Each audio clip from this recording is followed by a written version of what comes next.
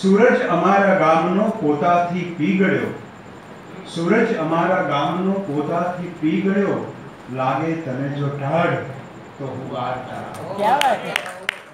મેં ના પાડી હતી, પણ આ તો મનોજ છે ને, એટલે આ ચાંદલાનો અર્થ ગુજરાતીમાં લગ્ન વખતે કરવાનો ચાંદલો. એટલે ખરેખર મેં મનોજને એવું કહ્યું કે જો ચાની વ્યવસ્થા રાખવી જ હતી તો કાર્ડમાં લખવા જેવું હતું, તો ઓડિયન્સ પહેલેથી વધારે આવી જાય કે કાર્યક્રમના શરૂઆતમાં નશાના પદાર્થોની વ્યવસ્થા છે એવું કહ્યું હોત તો એનાથી વધારે આવે કે શું છે, એટલે 45 તો પોલીસ આવ્યા હોત.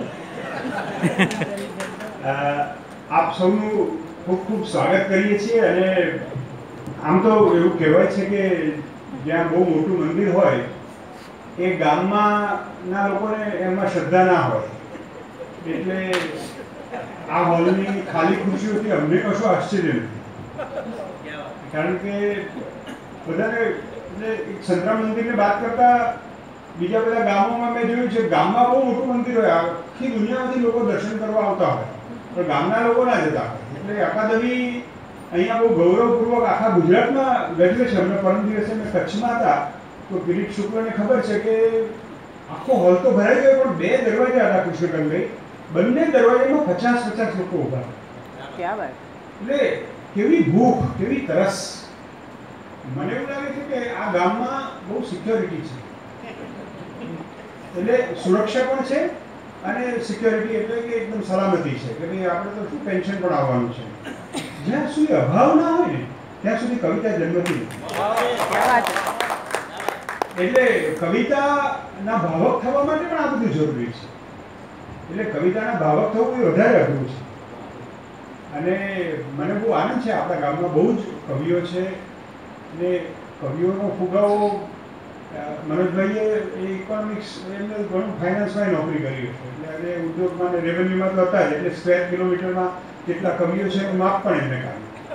પણ કવિઓ વધારે હોવા એક જોતા સાચું અને સારું લક્ષણ છે, પણ એક એવી મથરાવટી પડી ગઈ છે કે પ્રેમમાં નિષ્ફળ થાય એ કવિ થાય, અથવા જીવનમાં બીજું કંઈ ના આવડે એ કવિ થાય, એવા બધા એવા. અને સાબુદ્દીનભાઈ તો જોક કહેતા હતા. આપણા દોલત બાપાને ખબર છે કે સાબુદ્દીનભાઈ કે અમારે 3 એમ કે બાપુને 3 છોકરા હતા એમ, એટલે કે એને પૂછ્યું હું કરે કે મોટો તો કંડક્ટર થયો, એ કે વટલો તો ફોજદાર છે, કે નાનું શું કરે કે નાનું શું કરે કે એ કવિ થઈ ગયો. એટલે એવું મોં વટાણું કરીને કે તો એ તો કવિ થઈ ગયો. એટલે પણ આપણને કવિ થવું એટલે શું હોય? એલિયટ એવું કહે છે કે કવિ પાસેથી પસાર થાઓ ત્યારે તમને એવું લાગવું જોઈએ કે તમે એક ઝાડ પાસેથી પસાર થાઓ. क्या बात. क्या बात. પણ એવો અનુભવ થવો જોઈએ, એ કવિને મળે એટલે ફેર પડવો જોઈએ. હું તો એટલા બધા કવિઓને ઓળખું છું આજે, પછી જોઈએ મને. એટલે ઘણા કવિઓ તો એકદમ રાજકારણી હોય એવા લાગે, આપણને એમ લાગે કે આમાં તો ક્યાં કવિતા જેવું કંઈ છે જ નહીં, શોધવી પડે આપણે. અડાલજની વાવમાં પાણી શોધવા નીચે ઉતરીએ ને એવું લાગે, એમ કે ભાઈ આમાં ક્યારેક બધું ભરપૂર હશે કાલે ખબર નથી. શબ્દોની ગોઠવણી એ કવિતા નથી. કવિતા તો હૃદય ચીરીને આવે છે. क्या बात. પેલા રોબર્ટ ફ્રોસ્ટને પેલા કહ્યું કે I have written some poems. he said કે where are your wounds? તારા ઘા બે છે. वाह. ઘા વગર કવિતા લખવાનો કોઈ અર્થ નથી. એટલે આજે આમ આ તો કાવ્યશાસ્ત્ર વિનોદેન છે, કાવ્યશાસ્ત્ર વિનોદેન કાલો ગચ્છતિ ધીમતા. એટલે બુદ્ધિશાળી લોકોનું કાવ્યશાસ્ત્ર અને વિનોદમાં જ સમય જાય, બાકીના બધા વ્યસનનું તું મૂર્ખાણ નિદ્રયા કલ નવા, એ લોકો ઊંઘ્યા કરે અથવા વ્યસનમાં હોય અથવા કકળાટ કરે, એ મૂર્ખા લોકોની વાત છે. પણ વિનોદ પણ હોવો જોઈએ. અને એટલે અમે તો હું બહુ હંમેશા વિનોદને મૂળમાં હોઉં છું કે કાવ્યને આપણે લાઇટલી લેવું જોઈએ ને, લાઇટલી લઈ અને પછી ગંભીર એનો જે મુદ્દો છે ત્યાં સુધી પહોંચવું જોઈએ. આટલા લોકો આવે છે અમારા માટે ખૂબ વેલ્યુની વાત છે. આ માઇક નહોતા શોધાયા ત્યારે પણ કવિતા લખાતી હતી, અને ત્યારે બેઠકમાં લખાતી હતી, અને અમે તો કહ્યું કે આ બેઠક જ છે આપણી, એવું જ માનવાનું, બેઠકનું વાતાવરણ. આજે કૃષ્ણકાંતભાઈ એમ મને કહે કે મને આ પહેલી વખત તમે આવું, પણ અમે તો સાહેબ આ જ કરીએ છીએ. બધા નવા કવિઓને, નવા લોકોને બધાને એક ગામમાં તો ઓડિયન્સ આવીને જતું રહેતું હતું, બાકી અમારે રોકવું પડ્યું. એટલે કવિઓને ખાલી જોવાના નથી હોતા, સાંભળવાના પણ હોય છે. એટલે કવિઓ તો જાણે આમ સર્કસને પેલા આમ જોઈને એમ નીકળી જતા. મેં કીધું રોકાઈ જાઓ થોડું, આ બધા લોકો થોડું બોલશે, બધા બોલશે. આ બધા સરસ જબ્બર પહેર્યા હોય, અને આમ એકદમ અપ ટુ ડેટ બધા આવેલા વિચારા બધા જતા રહેતા હતા. એટલે કૃષ્ણકાંતભાઈનું સ્વાગત વિશેષ એટલા માટે કરું છું કે આ સંચાલક શબ્દ છે ને, આમ તો એટલે બીજા બધા સંચાલકો તો એવું કહેતા હોય છે કે આ મલ્લયુદ્ધમાંથી જોડેલો શબ્દ છે. જેમ એડવોકેટ માટે એમ કહે છે ને કે જ્યારે આર્ગ્યુમેન્ટ્સ, જ્યારે તમારો બાહુબળ તૂટી પડે ત્યારે પાછા આર્ગ્યુમેન્ટ તરફ જઈએ. પણ મને એવું લાગે છે કે સંચાલક શબ્દ આમ તો બહુ સરસ રીતે જ્યોતિન્દ્ર દવે, સુરેશ દલાલે બધાએ નિભાવ્યો છે. આ તો શિક્ષણ વિભાગ અને અકાદમી ભેગા હતા ને એના લીધે સંચાલક શબ્દ સહેજ મેળો થયો.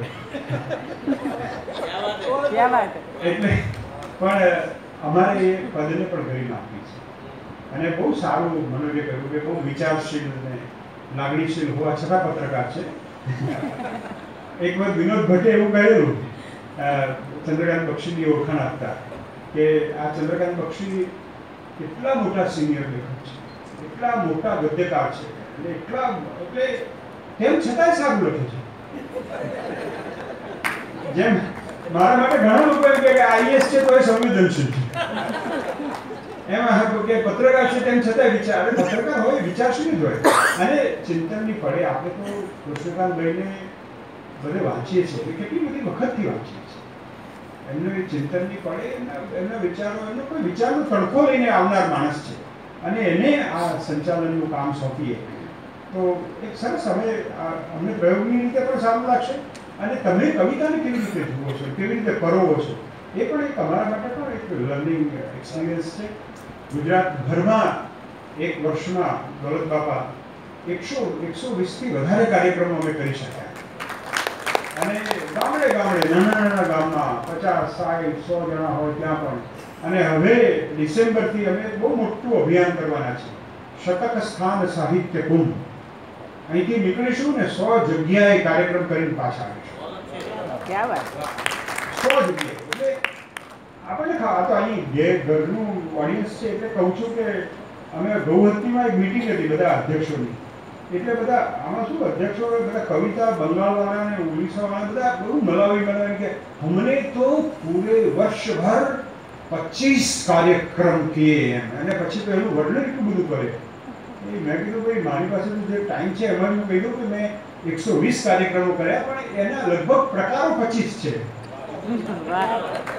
કે અમે ક્યાંક વાચીકમ કર્યું છે ને, ક્યાંક આ શિબિર કરી છે ને, ક્યાંક બાળકોની શિબિર કરી છે, ક્યાંક બાળકોનું વાચીકમ કર્યું છે ને, ક્યાંક વૃદ્ધો સાથે વાત કરી છે ને, ક્યાંક વ્યાખ્યાનમાળા કરી છે ને, ક્યાંક એનઆરઆઈને એવોર્ડ આપ્યો છે ને, એનઆરઆઈને સાંભળે છે, દરિયા પારની કવિતાઓ સાંભળી છે. તો કેટલું બધું કર્યું છે. એટલે પણ કરવાની મજા એ આવે છે કે જ્યાં જઈએ છીએ ત્યાં આવા ભલે ઓછા પણ આછા નહીં એવા પ્રેક્ષકો મળ્યા છે અને એ વાત અમને બહુ પ્રોત્સાહન આપતી રહી છે. આજે વધુ વાત નહીં કરતા કૃષ્ણકાંતભાઈને આ બેઠકનું સંચાલન કરવા માટે, કારણ કે આ કાવ્ય સત્ર છે પણ આમ આપણે આમ ઘરમાં હોઈએ એવું મંત્રવાળા બેઠા જ છે. આ મંત્રોચ્ચાર કરીને આમ જાણે કે આખું છંટકાવ થતો હોય એવી રીતે કવિતાઓ આપણે માણીએ. Thank you very much. જય જય કરી. અકાદમીના વહીવટી અધિકારી ડૉક્ટર કિરીટભાઈ